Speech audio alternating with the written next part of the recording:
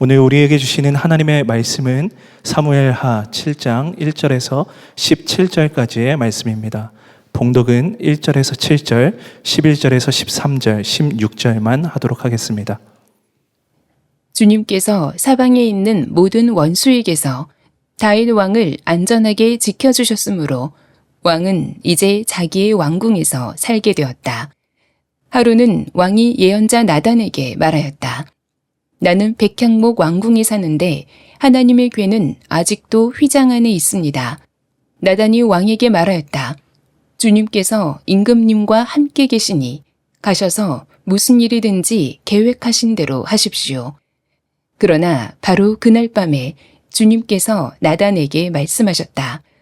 너는 내 종 다윗에게 가서 전하여라. 나 주가 말한다. 내가 살 집을 내가 지으려고 하느냐. 그러나 나는 이스라엘 자손을 이집트에서 데리고 올라온 날로부터 오늘에 이르기까지 어떠한 집에서도 살지 않고 오직 장막이나 성막에 있으면서 옮겨 다니며 지냈다. 내가 이스라엘 온 자손과 함께 옮겨 다닌 모든 곳에서 내가 나의 백성 이스라엘을 돌보라고 명한 이스라엘 그 어느 지파에게라도 나에게 백향목집을 지어주지 않은 것을 두고 말한 적이 있느냐. 이전에 내가 나의 백성 이스라엘에게 사사들을 세워준 때와는 달리 내가 너를 너의 모든 원수로부터 보호하여서 평안히 살게 하겠다. 그뿐만 아니라 나 주가 너의 집안을 한 왕조로 만들겠다는 것을 이제 나 주가 너에게 선언한다. 너의 생애가 다하여서 내가 너의 조상들과 함께 묻히면 내가 내 몸에서 나올 자식을 후계자로 세워서 그의 나라를 튼튼하게 하겠다. 바로 그가 나의 이름을 드러내려고 집을 지을 것이며 나는 그의 나라의 왕위를 영원토록 튼튼하게 하여 주겠다. 내 집과 내 나라가 내 앞에서 영원히 이어갈 것이며 내 왕위가 영원히 튼튼하게 서 있을 것이다.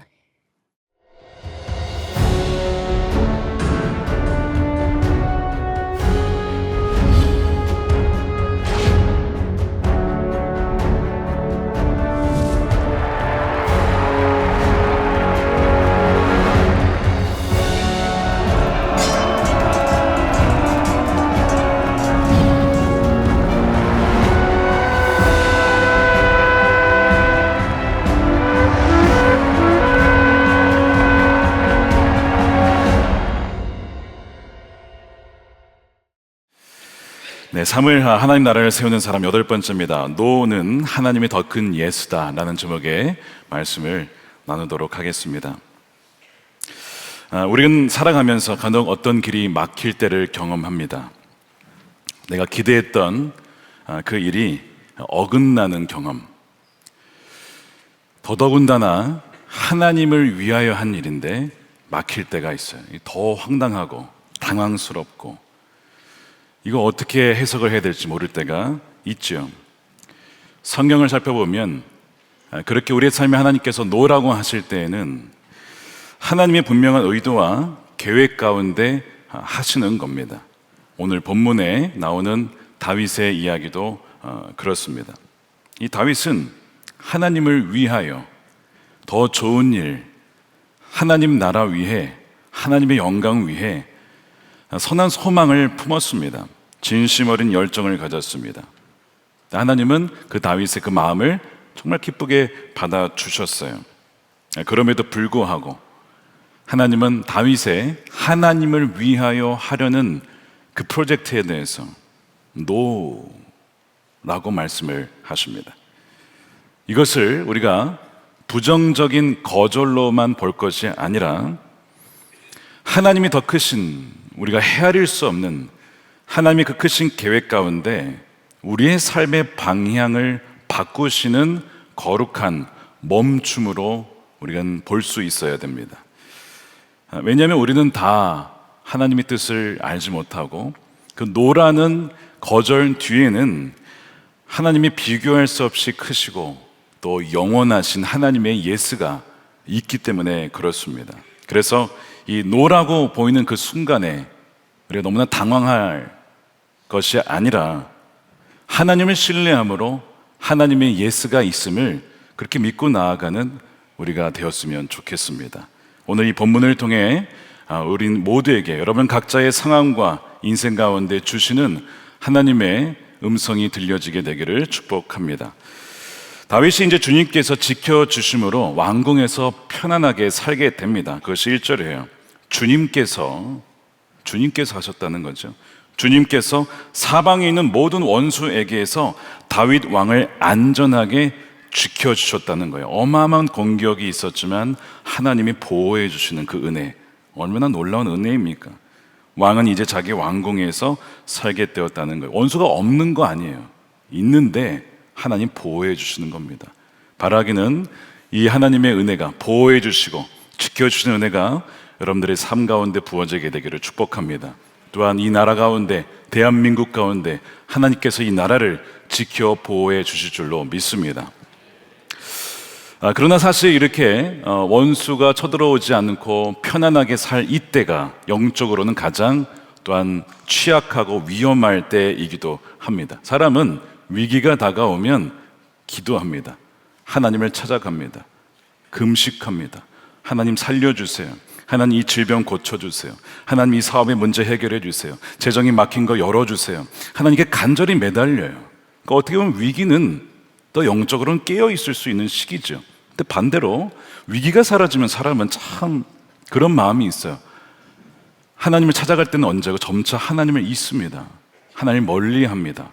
하나님의 은혜로 여기지 않고 내가 한 것 마냥 여기고 그렇게 기도하며 찾았던 그 기도의 자리에 보이지 않게 되어주는 그런 일들이 있곤 하죠. 그러니까 이 위기가 없는 것이 오히려 영적으로는 더 큰 위기의 순간일 수 있다는 거예요. 그래서 그 사람이 어떤 사람이냐를 알려면 그 사람이 위기의 때가 아니라 편안할 때에 그 사람이 무엇을 하느냐가 바로 그 사람이다 라고 하는 그런 말이 있을 정도입니다. 여러분들은 이 편안한 시기에 여러분들은 어떤 시간을 보내시고 무엇에 집중을 하십니까? 느부갓네살 왕이라고 이 다니엘서의 위대한 왕입니다. 역사적으로도 참 그 대단한 왕으로 평가되어 있어요. 이 불가사의한 이 바벨론 공중 정원을 지었을 정도로 그렇게 위대한 왕인데 이 다니엘서에서 보면은 그가 자신의 이 나라를 보면서 혼자 자화자찬을 합니다. 이렇게 되어 있어요. 다니엘서 4장 30절이죠. 혼자 중얼거리기를 내가 세운 이 도성 이 거대한 바빌론을 봐라. 나의 권세와 능력과 나의 영화와 위엄이 그대로 나타나 있지 않느냐.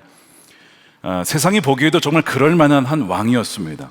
그런데 그가 자신이 행했다라고 하는 이 교만함과 이 오만함에 취해 있을 때 하나님은 그의 교만을 보시고 그의 왕권을 취하시고 가져가시죠. 몇 년의 기간을 굉장히 힘든 시간을 보내게 하세요. 여러분 사실 대부분이 성공한 이후에는 이러한 마음을 품기 쉽습니다.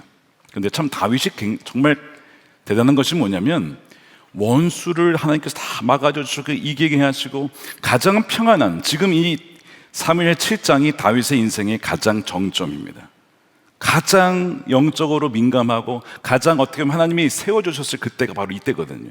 근데 그때에 다윗이 뭘 했냐면 하나님을 잊은 게 아니에요. 그가 그 편안한 왕궁에 있을 때에 하나님의 영광을 생각했어요. 어떻게 하면 하나님을 위하여 하나님의 영광을 위해 살 수 있을까? 그것을 고민했다는 것이고 하나님이 주신 은혜가 참 감사했다는 거예요. 그래서 하나님께 그 은혜를 보답하고 싶었다는 그 마음을 가진 것이 다윗의 참 귀한 마음이죠. 어느 날 다윗이 나단에게 이런 얘기를 합니다. 그것이 2절이에요. 왕이 선지자 나단에게 이르되 볼지어다 나는 백향목 궁이 있는데 하나님에게는 휘장 가운데 있다는 거예요. 나는 이렇게 백향목 좋은 곳에 있는데 하나님은 허름한 장막 가운데 있는 것이 내 마음이 너무 아프다는 거죠. 그가 지금 누구와 함께 있다고요? 선지자 나단과 있다는 겁니다. 여러분 휴가 가실 때 우리 목사님들과 같이 가시겠습니까? 굉장히 부담스럽죠. 서로 부담스러운 거예요. 말이 안 되는 거예요. 어떻게 쉴 때 이 나단이 옆에 있었을까? 그 나단이 하나님께 늘 열려 있었고 민감했기 때문에 그 하나님의 사람과 함께 있었기 때문인지는 모르겠지만 그가 어쩌면 가장 취약할 수도 있었던 그 순간에도 다윗은 하나님을 생각했다라고 하는 것이 참 귀한 것이죠. 그러면서 이 하나님의 궤가 이 허름한 이 천으로 된 그 장막 안에 있는 것이 너무 마음이 불편했던 거예요. 이 하나님을 생각하는 이 마음, 이것이 바로 다윗이 하나님 마음에 맞는 사람이라고 불리우는 이유 중에 하나입니다. 우리도 이 마음을 좀 본받았으면 좋겠어요. 언제나 하나님을 위해 하나님의 영광을 생각하는 마음 말이죠.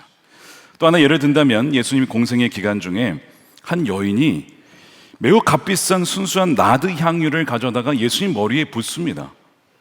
그 당시에 데나리온 300데나리온의 값어치의 이 향유였는데 지금으로 말하면 노동자 1년치 임금이라고 해요. 그러면 적어도 2,500에서 3,000만 원 정도 되는 그 값비싼 향유를 예수님께 부은 거예요, 머리에. 그 사람들이 난리가 났어요. 아니, 그 귀한 걸 팔아다가 가난한 사람들을 줬으면 사람들을 먹이고 입히고 얼마나 좋은 데 썼을 거냐, 그러면서 막 화를 냅니다. 근데 예수님이 어떻게 반응하신지 아십니까? 이렇게 얘기를 하세요. 가만두어라. 왜 그녀를 괴롭히냐? 그녀는 내게 아름다운 일을 했다. 주님은 그녀의 그 헌신과 마음을 받으셨어요.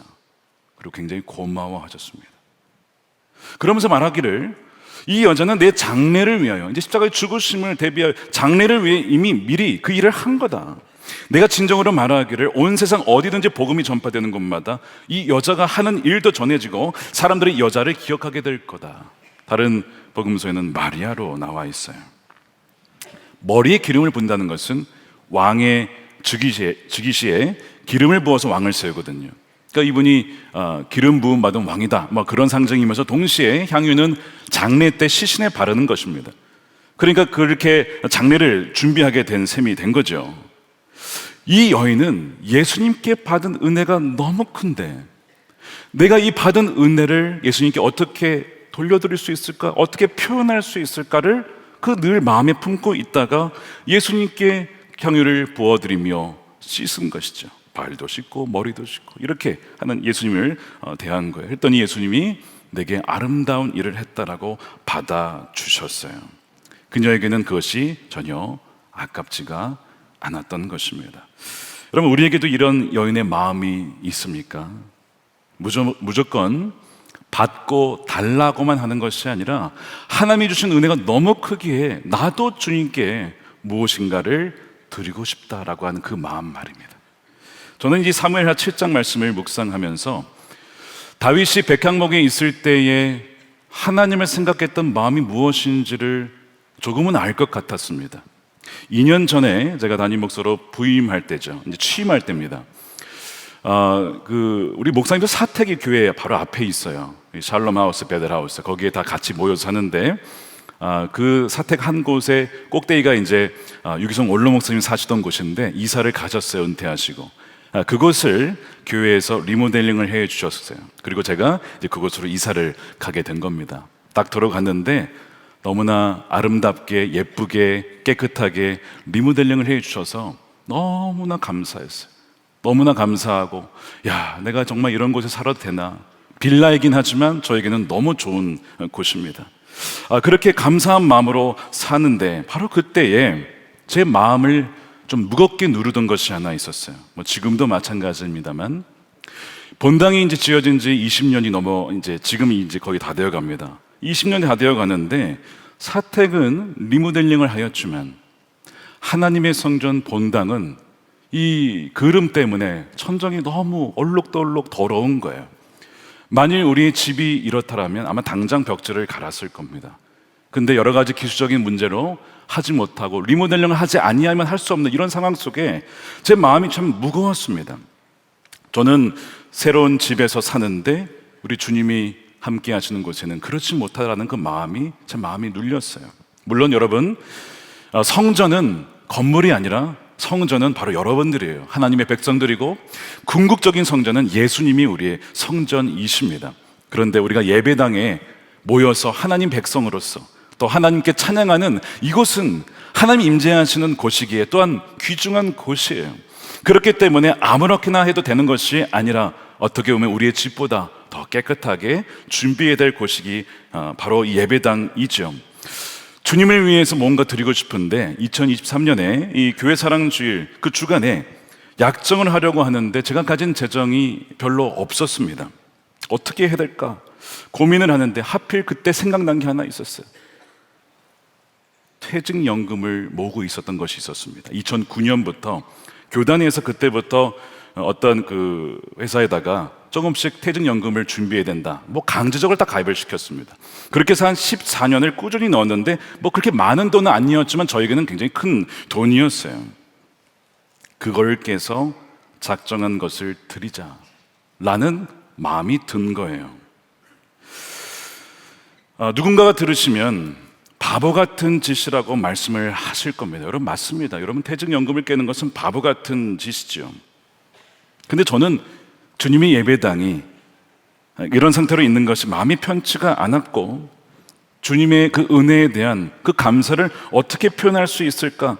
그래서 그것을 깼고 작정한 금액을 드리기로 했습니다. 그러면서 이 다윗의 마음이 바로 이런 마음이었겠구나 하는 것을 조금은 느낄 수가 있었습니다. 어느 좋은 곳에 가거나 맛있는 음식을 먹으면 옛날에 처음에는 아이들이 생각이 났는데 이제는 연세가 들어가시는 부모님이 생각이 나요. 부모님 모시고 오고 싶다. 부모님께도 이것을 사드리고 싶다. 근데 때로는 부모님이 연세가 드셔서 과연 이곳까지 오실 수 있을까라는 그 마음이 참 무겁기도 합니다. 자녀의 마음이 그런 것 같아요.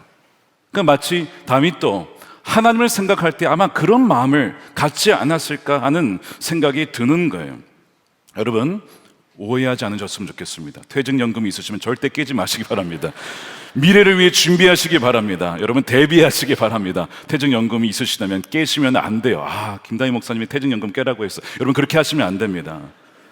그게 아니라 여러분 대비하셔야 되는데 저는 그렇게라도 주님을 향한 저의 마음을 표현하고 싶었습니다. 사실 우리가 사는 시대는 자본주의 시대입니다. 개인주의 시대고요. 이기주의 시대입니다. 다 자기만을 알고요. 자신의 집만을 생각하고요. 자신의 미래만을 생각합니다. 그러다 보니까 이제는 정말 하나님을 위하여 그분의 영광을 위하여 자신의 인생을 드리는 사람을 찾아보기가 굉장히 드뭅니다. 근데 감사하게도 목회를 하다 보면 저희 교회에도 참 귀한 분들이 많이 계세요.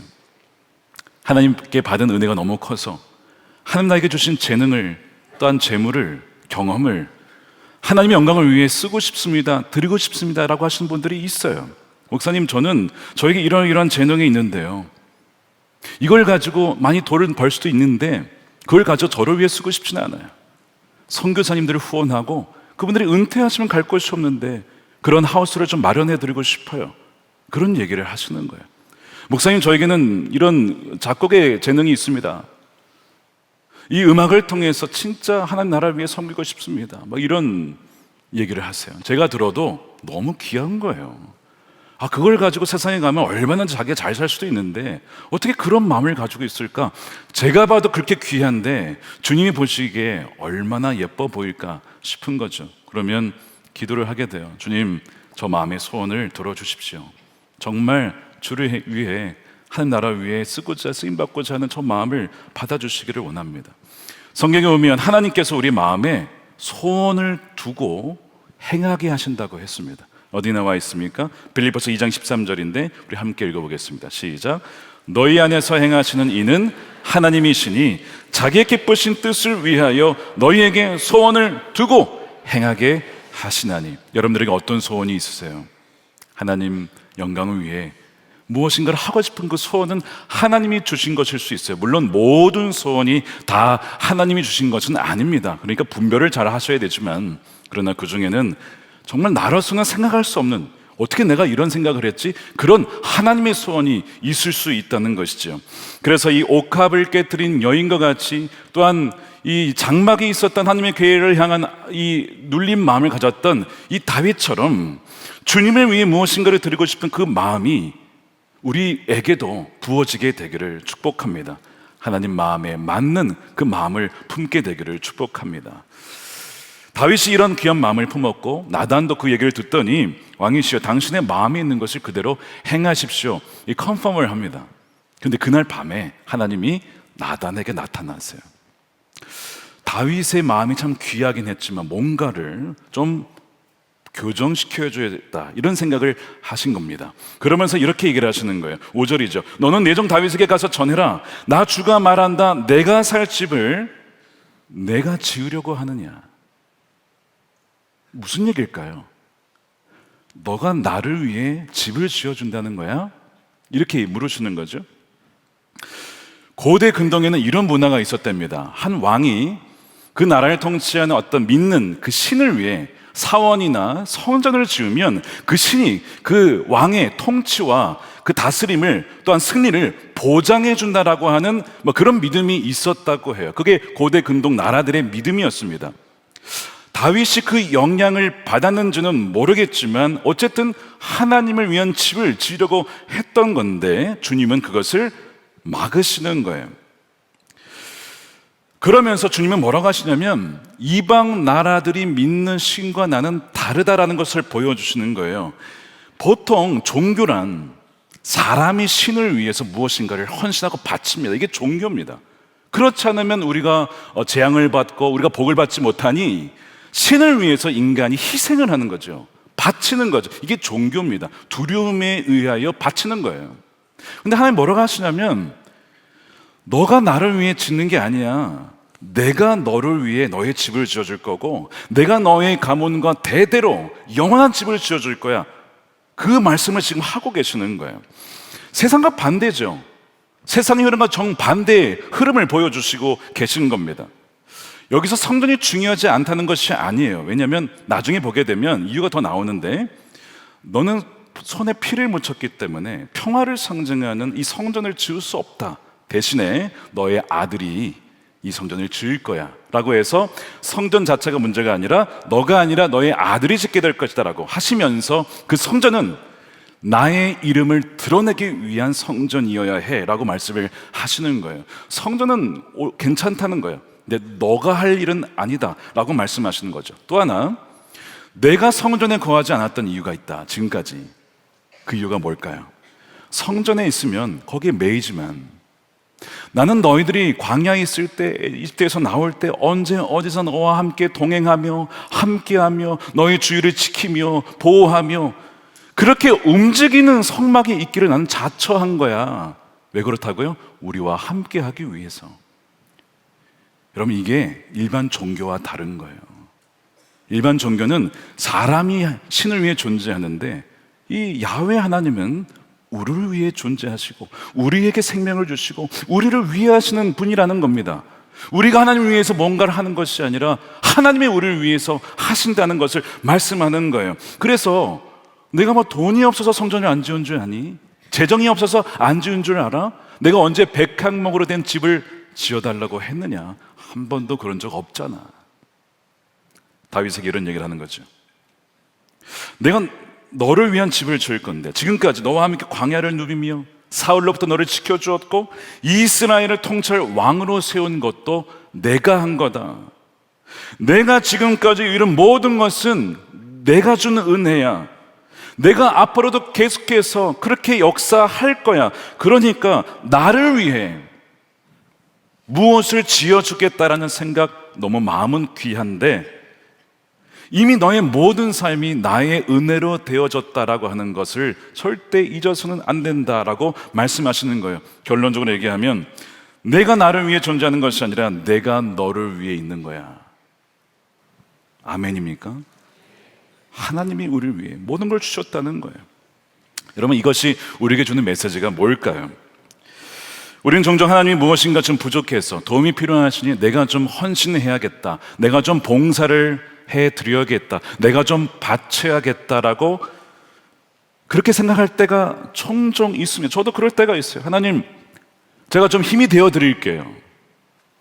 그 마음은 참 귀해요.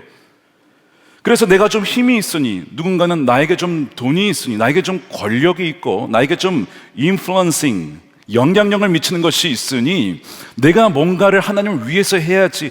그 마음은 너무 귀한데 자칫하면 이 마음이 어떤 마음이냐면 이럴 수 있다는 거예요. 하나님이 부족하니 내가 채워드리자.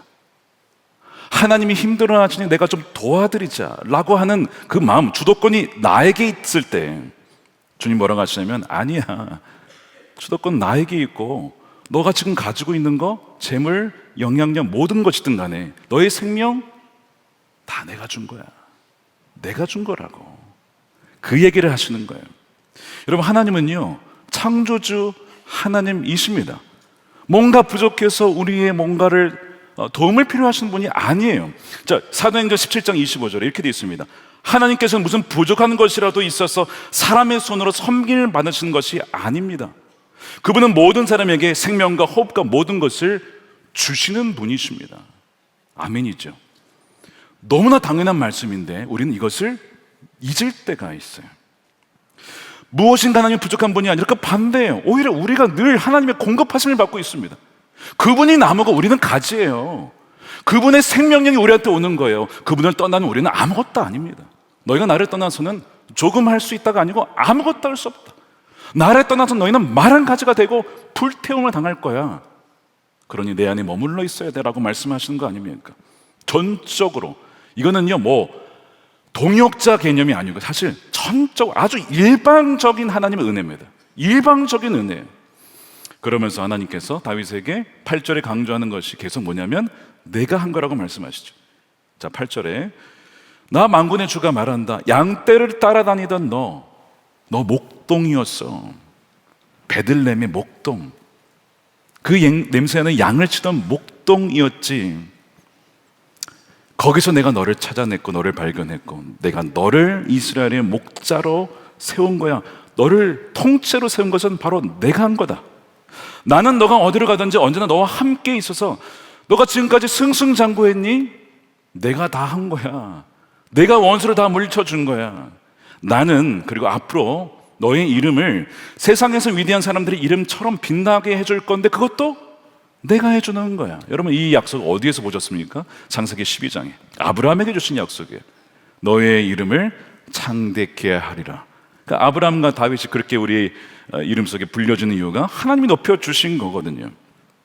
근데 이제 이 모든 것을 누가 하셨다고요? 하나님이 하셨다. 할렐루야죠. 지금까지 우리가 누린 모든 것이 일방적인 하나님의 은혜였다는 거예요. 여러분, 구원도 뭔가 우리의 공로가 조금이라도 있습니까? 하나님께서 창세전에 우리를 택하시고 계획하시고 자신의 독생자 아들을 보내주시고 예수님께서 우리 위해서 죽으시고 믿음도 선물로 우리에게 주시고 은혜를 주시고 회개할 수 있도록 믿을 수 있도록 반응할 수 있도록 모든 것을 각본, 제작, 연출까지 다 하나님 하셨다는 거예요.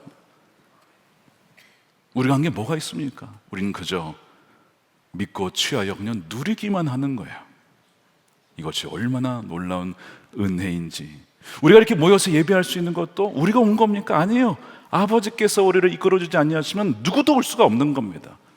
이것이 얼마나 은혜인지 몰라요.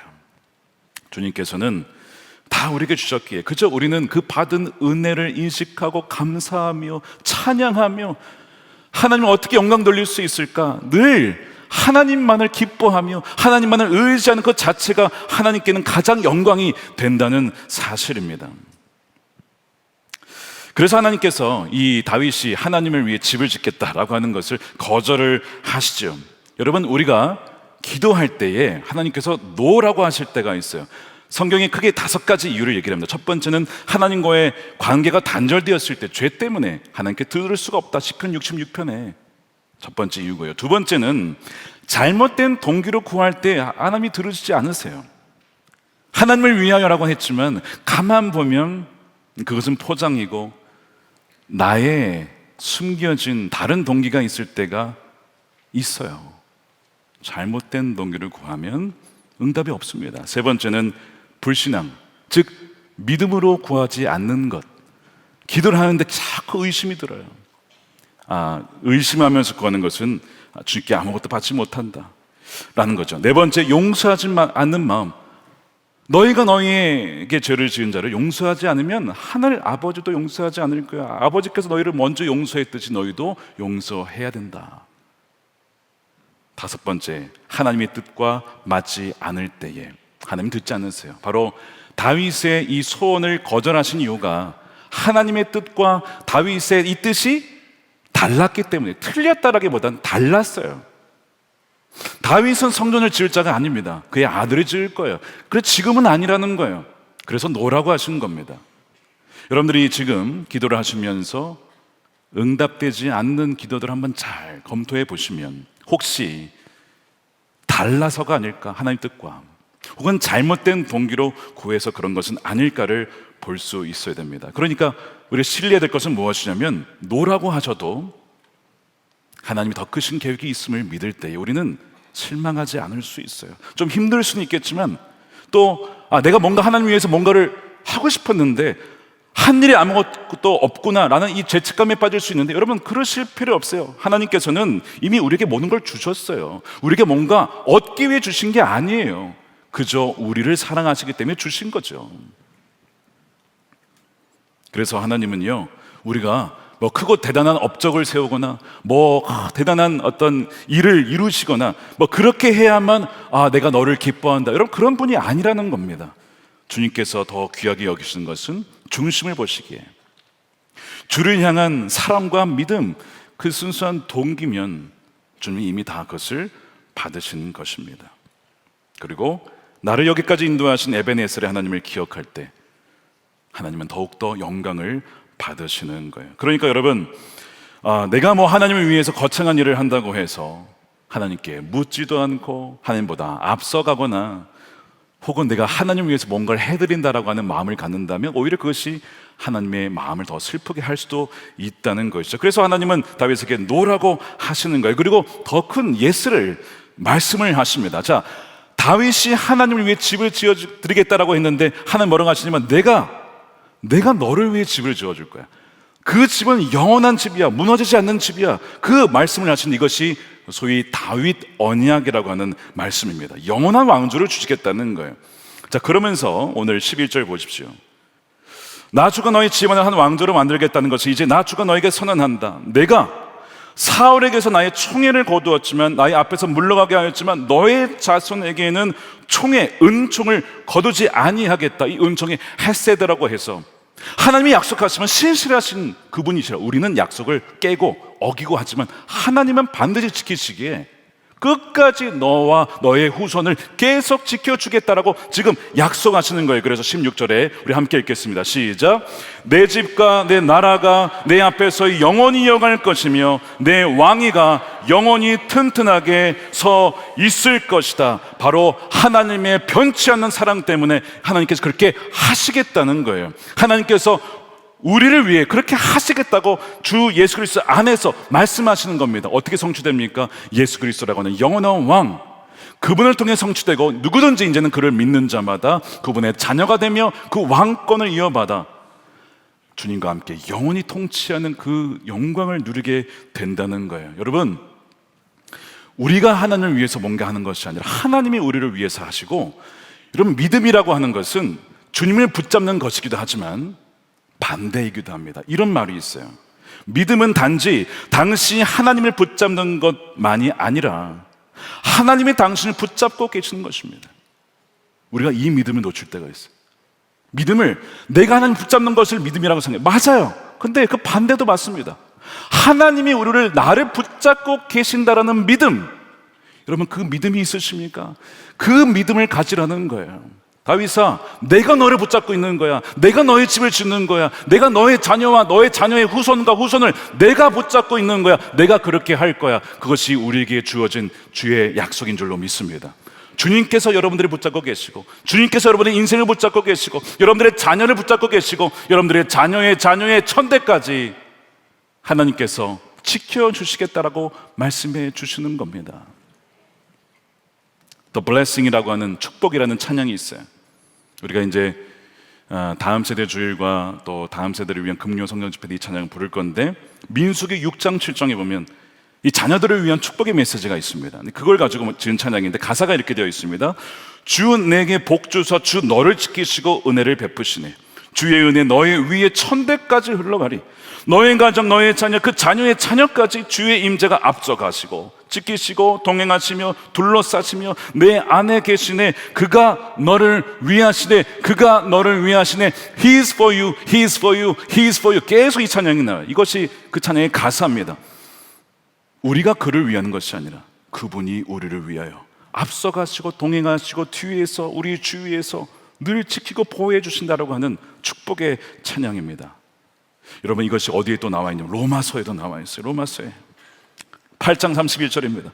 그런즉 이 일에 대하여 우리가 무슨 이 말을 하리요? 만일 하나님이 우리를 위하시면 If God is for us, 하나님이 우리를 위하신다면 누가 우리를 대적하리요? 어느 마귀가 대적할 수 있겠느냐? 어느 마귀 권세가 무너뜨릴 수 있겠느냐? 하나님이 우리를 위하여서 지키시고 보호하시고 주 예수 그리스도를 다 주시기까지 전부를 내어주셨는데 하나님 내게 주신 자를 영원히 빼앗기지 아니하리라 약속하셨으니, 여러분, 하나님이 우리를 붙잡고 계심을 여러분은 신뢰하는 여러분 되시길 축복합니다. 그러니까 우리의 소원이 노라고 하는 상황이 있다 할지라도 하나님의 더 큰 예수가 이미 예수 그리스도 안에 우리 안에 주어졌고 하나님 나라 안에 이미 시작되었으니 우리가 무슨 걱정을 하겠습니까? 스탠리 존스 선교사님 여러 계십니다. 타임지 선정 20세기에 가장 위대한 선교사로 꼽히셨던 분이에요. 선교 사역을 하던 중에 뇌졸중을 겪으셨어요. 쓰러지신 거예요. 아, 이제 나는 이제 끝인가 보다. 그렇게 삶이 정지되는 순간을 맞이하십니다. 이분은 자신의 인생을 음표라고 이렇게 상징적으로 표현하셨어요. 내 인생의 음표, 이때 이런 음악이 있었고 이런 음표가 있었고 쭉 있었는데 뇌졸중을 당했을 때 이거를 어떻게 표현해야 될까? 이거를 쉼표라고 표현을 했습니다. 악보에는 쉼표도 있어요. 음표만 있는 게 아니죠. 근데 그때에 그것을 이제 쉼표라고 그가 해석을 하면서 순례자의 노래라고는 자신의 자서전에 이런 얘기를 합니다. 예스를 말하려면 먼저 노를 말해야 합니다. 하나님 노릇을 하려는 자신의 태도, 자기를 중심으로 삶을 조직하려고 하는 태도에 대해서 우리는 아니요라고 말해야 됩니다. 자기 중심성을 향해 신적인 아니요라고 말해야 됩니다. 누구든지 할렐루야 코러스를 부르려면 자기의 장례식을 치러야 됩니다. 누구든지 자신의 부활절 아침을 맞으려면 자기를 십자가에 못 박아야 합니다. 하나님 노릇하라고, 그러니까 내가 하나님을 위해서 뭔가 한다라고 하는 그 마음이죠. 하나님 노릇하려고 하는 자기가 솟구치지 않게 하려면 그 자기를 향해서 단호히 안 돼, 너가 하는 게 아니고 하나님이 너를 통해 하는 거야 라고 말씀하는 거죠.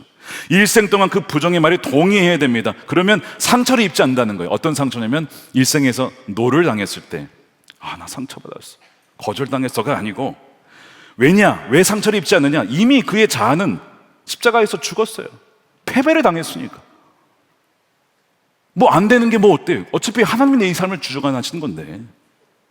그리고 그의 중심이 신적인 긍정, 디바인 예스가 이미 자리 잡고 있기 때문입니다. 그렇게 되면 그는 아무것도 두려워하지 않게 됩니다. 염려하지 않게 됩니다. 왜냐하면 그는 하나님의 예스 안에 속해 있기 때문입니다. 주 예수 그리스도 안에 모든 것은 다 예스라고 했습니다. 여러분, 마음의 소원이 거절당하셨습니까? 정말 하나님을 위해서 내가 이렇게 하고 싶은데 뭔가 스탑이 되셨어요. 염려하지 마십시오. 슬퍼하지 마십시오. 하나님의 더 큰 긍정의 예스가 준비되어 있고 이미 여러분들에게 십자가 안에서 다 그 은혜가 부어졌기 때문입니다. 우리가 하나님을 위하는 것이 아니라 하나님이 우리를 위하시고, 우리가 하나님 붙잡고 있는 것이 아니라 하나님이 여러분들을 붙잡고 계십니다. 우리가 이 믿음을 가지고 나갔으면 좋겠어요. 그래서 여러분, 이 말을 기억하십시오. 하나님의 뜻이 아니라면 아무것도 성취될 수가 없고, 하나님의 뜻이라면 아무도 막을 수 없다. 아멘입니까? 아멘입니다.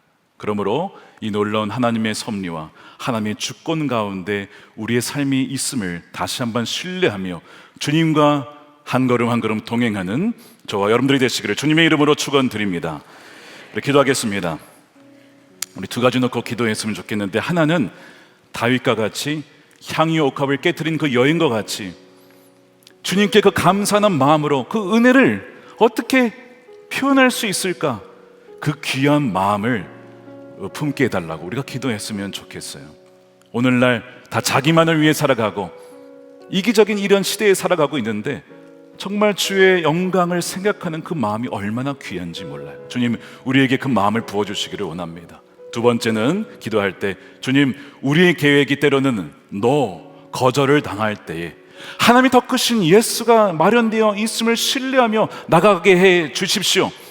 우리가 주님을 위해서 뭔가 하는 것이 아닙니다. 우리가 주님을 붙잡는 것이 아니라 주님이 우리를 위하시고 주님이 우리를 붙잡고 계심을 신뢰하는 우리 사랑하는 주의 백성들이 되게 하여 주옵소서. 우리 두 가지 놓고 함께 통성으로 기도하겠습니다. 살아계신 아버지 하나님, 감사합니다. 감사합니다. 모든 것이 하나님의 은혜임을 이 시간 고백합니다. 하나님의 은혜 없이는 설명될 수 없는 존재임을 이 시간 고백합니다. 하나님, 장막 속에 있었던 하나님의 교회에 대한 마음을 품었던 그 다윗의 마음과 상이 옥합을 깨뜨리며 주님의 장사를 준비한 그 여인의 마음, 헌신을 닮아가게 하여 주옵소서. 그녀는 내게 아름다운 일을 행하였다라고 주님께서 말씀하신 것처럼 우리도 주님께 그렇게 드려지는 인생, 주님께 쓰임받으며 주님께 올려드리는 인생이 되게 하여 주시고, 하나님 모든 것이 주님이 주신 것임을 고백하며 올려드릴 수 있는 우리의 삶이 되게 하여 주옵소서. 그러나 아버지, 그렇게 되지 않을 때라도 온전히 주의 신뢰하심을 따라가며 주님이 예수를 신뢰하는 우리 모두가 되게 하여 주옵소서. 살아계신 아버지 하나님, 모든 것이 하나님의 은혜임을 이 시간 고백합니다. 어느 것 하나 당연한 것이 없고 우리의 생명도, 우리의 가진 것, 모든 것, 우리의 가족도, 우리의 인생도, 모든 것이 하나님께서 전부 주신 것입니다. 전부 주님이 우리에게 주신 것입니다. 주님께서 거두어 가시면 호흡할 수 없는 자들이 우리입니다. 죽을 수밖에 없는 우리입니다. 주님, 우리가 주의 그 은혜를 날마다 기억하며 당연히 여기지 않고 늘 감사로 입술의 찬양으로 주님께 올려드리기를 원합니다.